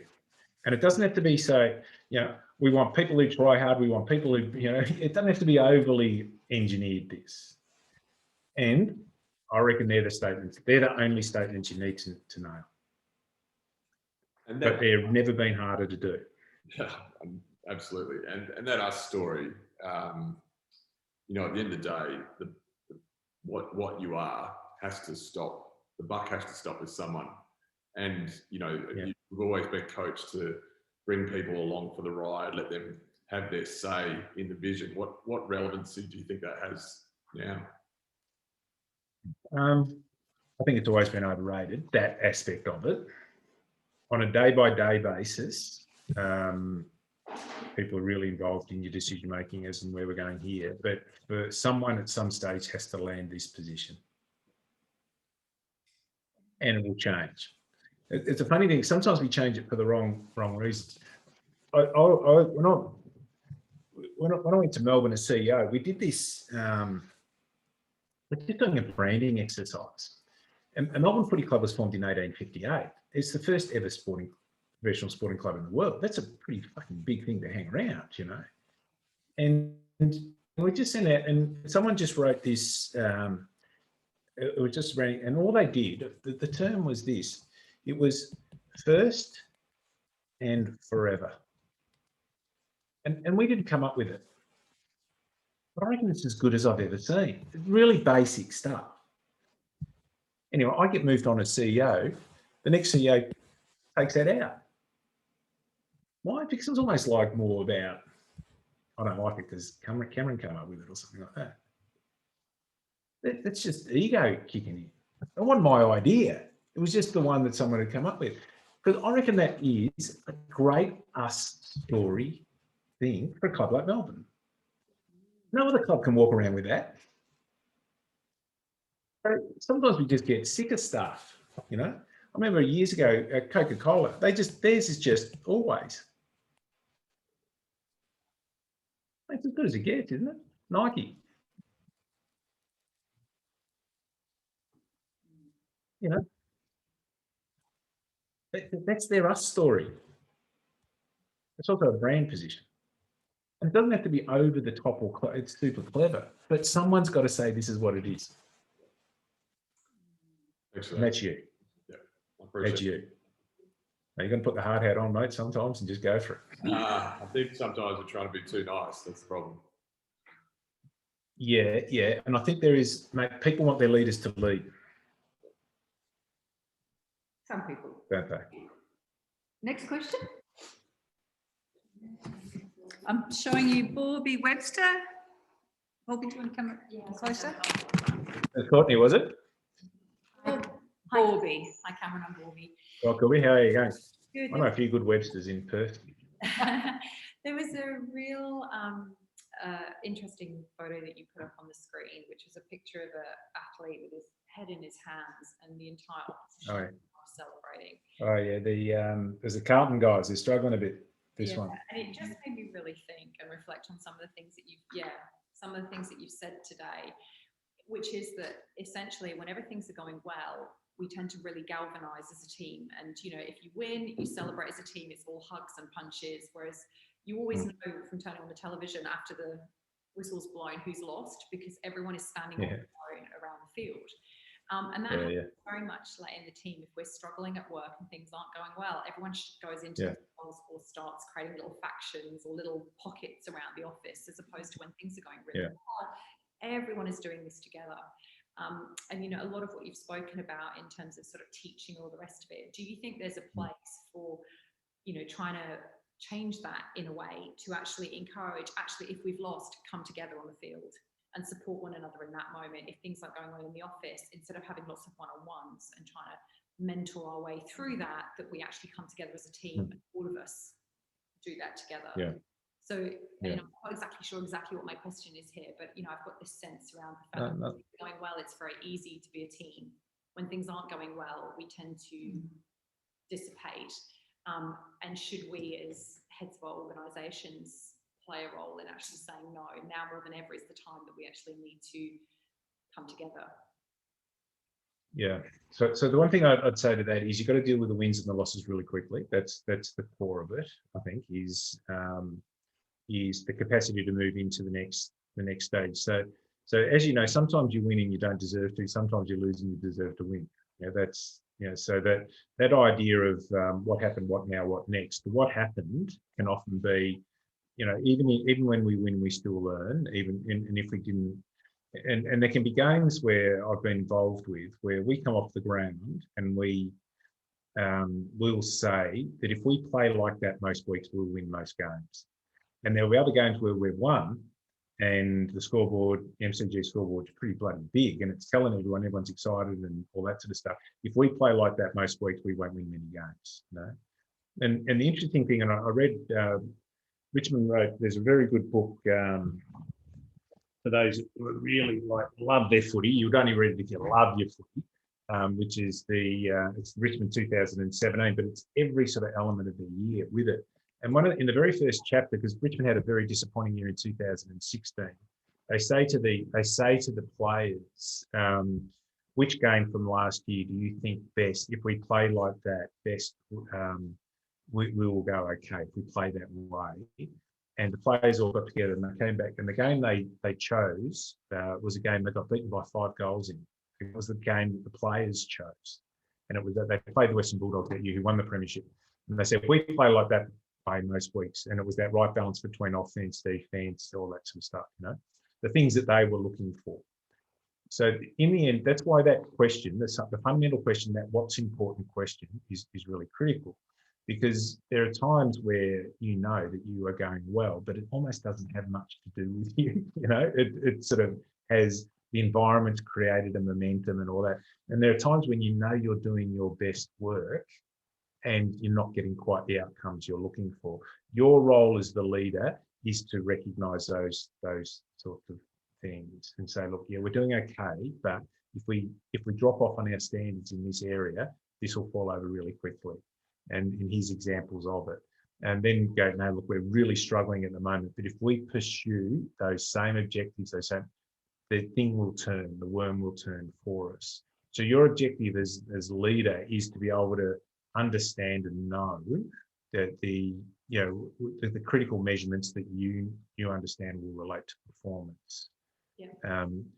And yes, you do need to, you know, sometimes when you're struggling, you're battling, you have to celebrate the small wins, just the little movements in a positive way. When you're winning, the big wins sort of look after themselves a bit, you know, you don't have to worry about it so much. So it's always being acutely aware of really the things that create performance and what are you doing as it relates to those things. And almost that line, the score takes care of itself, you know, making sure that you don't yes, you've got to enjoy when you have a win, but you also don't want to be someone who's emotionally up and down and all of that. It doesn't work for anyone. But do you think there is a place for coming together as a team during the tough times more so, and forcing, you know, almost, I shouldn't use the word forcing, leading that to happen? Or do you think that actually no, definitely. Things are going tough, you should allow. I think they should come together all the time anyway. That would be my overall thing. People are seeking human connection. We most need human connection when we're struggling. Yeah, thank you. We both most need it. When we're doubting, when we're questioning. You want to feel that belonging when we're going shit house, but we're all in it together. Yeah. And I believe in each other. I believe in you. I believe what we can bring together. Is there further questions, or do you want to give some feedback about your, is there further questions? We've got about 5 minutes. Cameron, would it help you for us to check out with what our biggest takeaways from today and what Yeah, sure. we might do Yeah, that'd be great. differently as a result?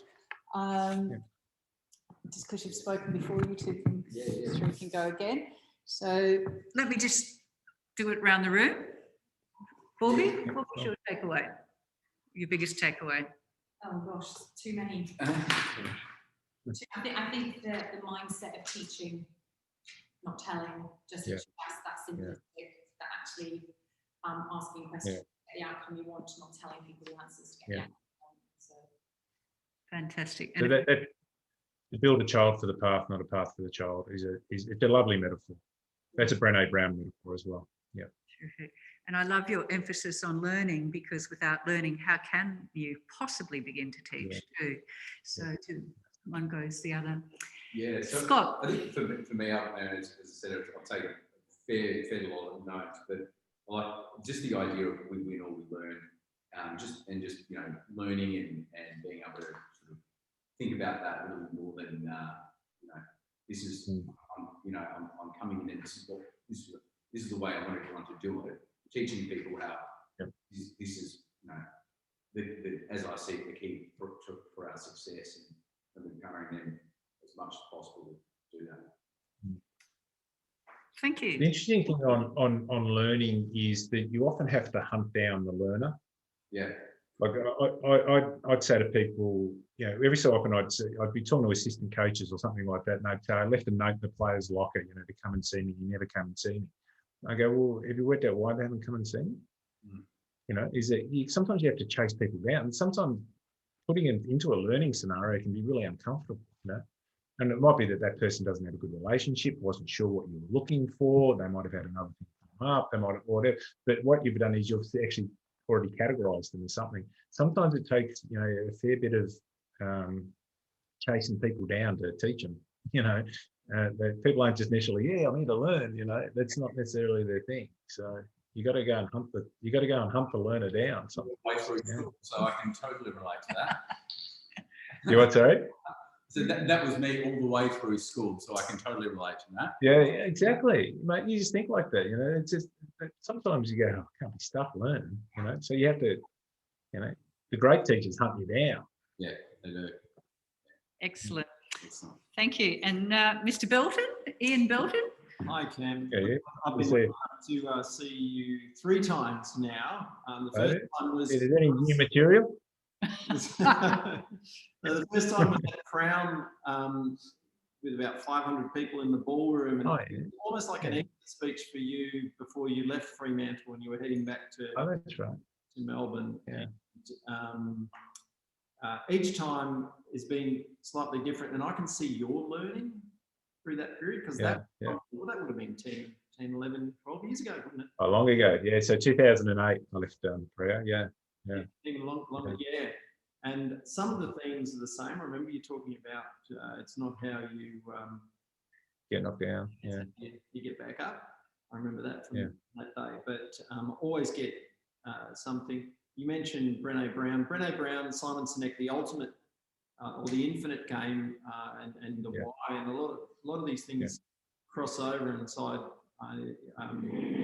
You're one of my favourite speakers. I always get something out of that, and it's the level of thinking. It's making us think about what we do. Yeah. So the reinforcement, what I got out of today was what's important, because sometimes I do get caught up in the minutiae of the day and get into those emails and so on. And I really like the silent meeting as well. I haven't tried but I can see that. I've thought about that for a while, actually. That was something you used to talk about a fair bit, but I hadn't thought about that for a while. And sometimes stuff comes out and you just, thinking about it in this way. Yeah, no, it's a good concept, and it's a great space creating concept. You know, when sometimes we can just get so caught up in this stuff. You know. Yeah. Thank you, Jayden. Yes, thank you. This is Jayden Rogers. He's going to come a little bit Okay. closer just because he's got a quiet voice. I don't want you to miss a thing. Thanks, Cam. Yeah, look, as a Docker supporter, I was always thrilled to see you come. And I don't know where to start. Yeah, I've got to say thanks on a few levels. I first saw you speak when I was Chief Operating Officer, and then went and interviewed for the CEO role not long after. And working with Lynn, and my leadership style, leading his teaching became a really important element that night. Frames. So thanks, but it helped me get through early days as an ex-CEO that was really finding themselves, and then through COVID as well. A lot of these little elements that you put together, I actually found very helpful. I take loads of notes. I have gone back to the notes from that presentation actually a couple of times, so I will say that. Cool. The one question or one bit I took away from today, amongst a whole range of my notes are highlighted and written down and all sorts of colours. As leaders, we should be dealing with ambiguity, and I quite like that because I think the world is complex and ambiguous, and I think there's a sense of wanting it to be simple sometimes, and I sometimes feel that some presenters do come with overly simple frameworks that if you just do this, you'll get there. But the reality is it's messy, it's hard, and I think dealing with that ambiguity is such a critical element. I suppose a quick question before I finish up is, but some people are more comfortable in ambiguity. I tend to thrive in it. Some of my members don't. And trying to take people along that journey in an ambiguous world, I don't know if you have a thought on that quickly. Yeah, well, I think you've got to go in search of it a little bit. I mean, that might sound weird, but Rick Charlesworth's got a great saying. He goes, you've got to go in search of friction, because otherwise it appears at the worst possible time, you know? It's a great saying, you know? And I've seen players, you know, almost come to blows, or actually in one case did come to blows at halftime during the game. Well, what chance we got of winning that game during it? You know, like, the friction was always there, but we didn't go for it. So the ambiguity thing is fundamental, but it's a great opportunity as well. You know, from your constraints come your opportunities. Those sorts of things. The ambiguity of probably 4 or 5 years of my life created the stuff that I'm doing now, and that's, you know, as Ian pointed out before, there's learnings inside it. Why? Because I've actually given myself the space to do that, not by design. Like, if my designed life would be, I'd probably still be a CEO of an AFL club. That would be my designed life, you know. There's trade-offs even there. I wouldn't be living here, wouldn't be doing other things.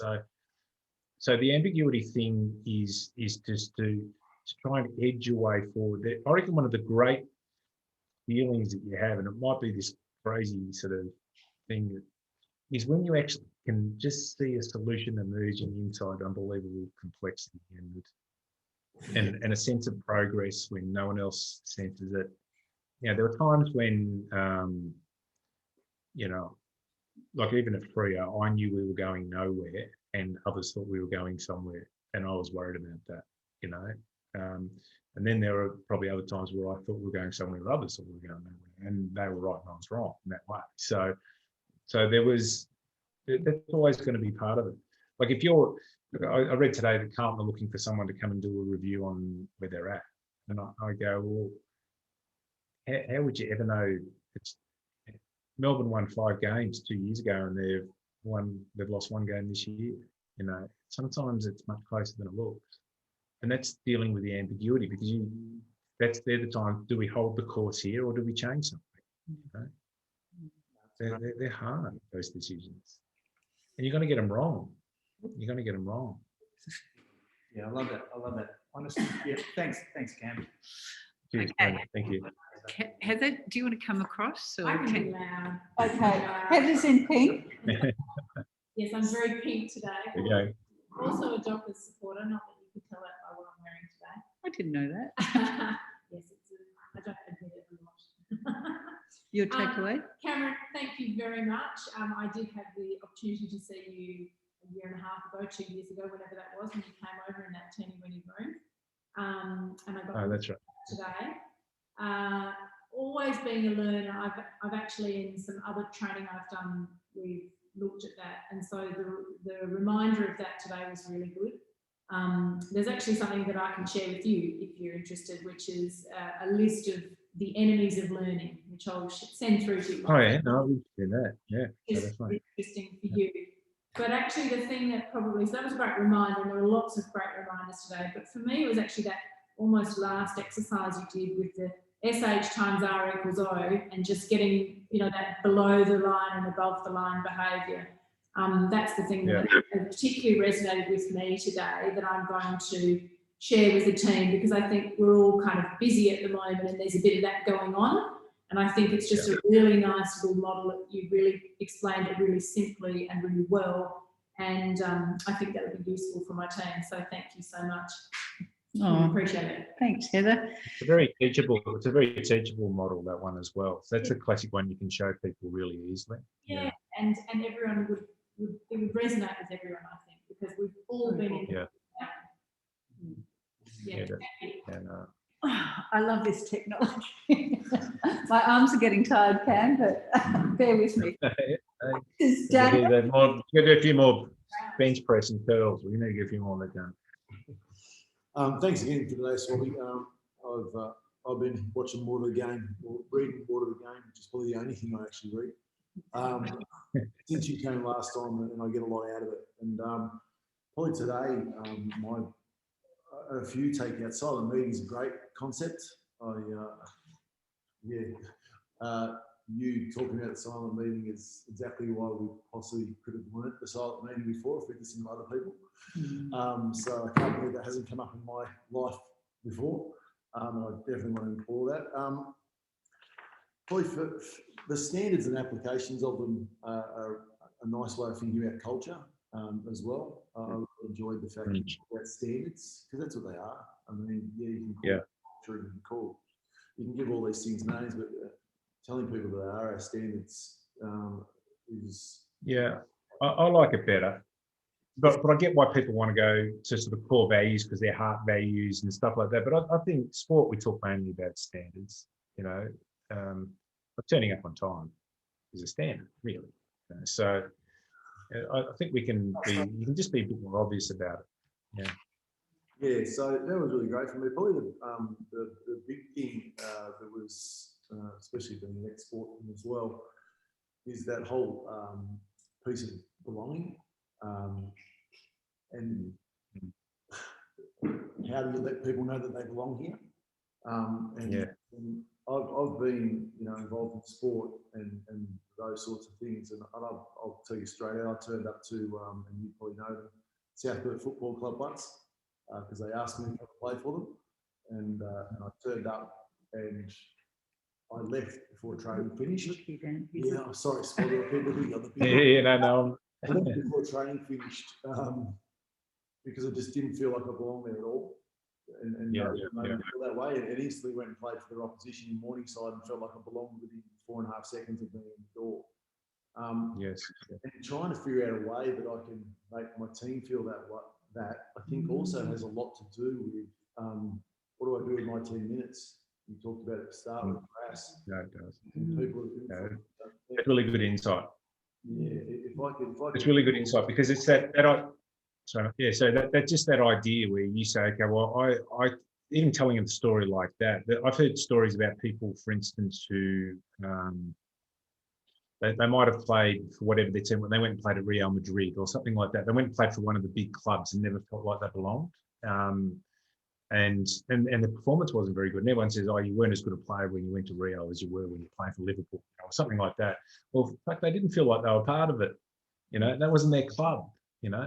The one thing we do in sport is the minute you're drafted, doesn't matter who you are, where you come from, we put your arm around you and say you belong, because we know it's fundamental to performance. And the whole idea is, it's a simple one. And this comes from sort of it's like a Maori tradition, I think, is that not Polynesian, but the sun shines on us for only a period of time.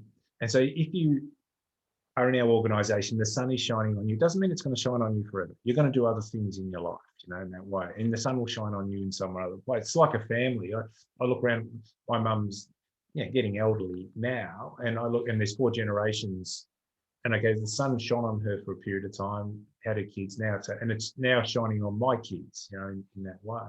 And so even in the context of your organisation, you go, what does it actually require you to feel like that, And it's how it makes you feel, isn't it? Really, it's how you make the people feel as a leader. I just feel I belong. You know, you could be working on building a fence and feel like you belong, but you could work for BHP and feel like you don't. You know, it's how people make you feel. The Tommy Hope one's just a beautiful story like that. You make you feel something.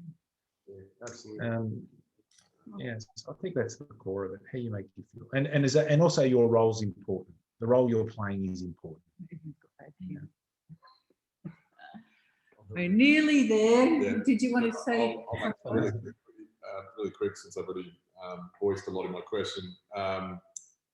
Yeah, I think I took out, look, amongst everything that everyone's already said, that you need to be inspired yourself as a leader. And I think that as soon as, I'm quite an energetic guy, but I think that as soon as I'm inspired, I'm actually a really high performer. And as soon as I'm not inspired for whatever reason, I might just feel a bad week or whatever it may be, I think that it does have ripple effects. And I think it's just it's a mantra that we need to remind ourselves every Monday morning, that you need to get up and inspire yourself so that your behaviour penetrates all throughout your business, and you truly are leading in terms of culture and being that showcase of what you expect. Yes. So the idea, I think, a little bit is you've got to be able to lift people to shift people. Yep. Because mainly we're often looking for a shift of something. So if you can't lift, that's why there's still a little bit of a place for the hot gospel pre-game speech. There is still a little element of that in sport. If you watch Making Your Mark, there is still the coach getting up and inspiring the players. And you would have thought at that level of performance that's not required, but there still is a bit of human nature going on. So you've got to lift people, shift people, but also you've got to challenge them. Lift, shift, challenge, because you can't do the work for them. Yeah, so even out of today, so what I've tried to do is I lift, as in I try to build rapport. I shift, try to give you some information, knowledge, which is helpful, but then I challenge you at the end to say, what are you going to do about this? It's up to you. You've got to put the work in. Thanks again. Lift, shift, challenge. It's a good little mantra to have in your head. Cheers. And lucky last is Greg Russo. Greg, what was your? G'day, Greg. Hi, Cameron. Thanks for your time today, especially coming from the penal colony of Victoria. It feels like that, all right. Couple of things. This is very much here because it's an old gold mining town here. So, mate, there would have been some people in shackles up here. Don't worry about that. A couple of things. I too got something out of the silent meeting. I think then I might get you to touch on one aspect about that, and that's that. I think you said you go in with the problem, define the problem, and then ask people to come up with solutions. Well, I guess there's an assumption there that the problem's the correct problem. Right. So I'll get you to comment on that. Yeah. The other thing was you're right. About asking first thing in the morning, so to speak, what's the most important thing today? And I just that is a nice little mantra for me to take away. Yeah, no, it's a good little check-in. Because what's important might be not going into work, taking time out, you get up from school. You know, it can be just all sorts of different things. You know. Yeah. And the idea. But no, I agree that not having an absolutely defined problem can definitely be hard. But sometimes people are so aware, like if you've, in some cases something's gone wrong, they know what the issue is rather than defining the problem. Yeah, so no, I totally agree. Yeah, you got to sometimes and often out of the silent meeting, what happens is someone says, I think we've defined the problem all wrong here. That can actually happen out of that process, which is really cool. Yeah, really cool. Yep. No, thanks. Thank you. Thanks for that. Beautiful. All good things come to an end. Cam, thank you for your generous. All right, good on you. Thank you. Be honest, would people like a copy of the deck and the I think you're frozen on me there, Lynn. Yeah. Okay. Right. You never freeze. There you go. You never freeze you never freeze with a beautiful smile on your face, do you? Always, whenever you freeze, you like that.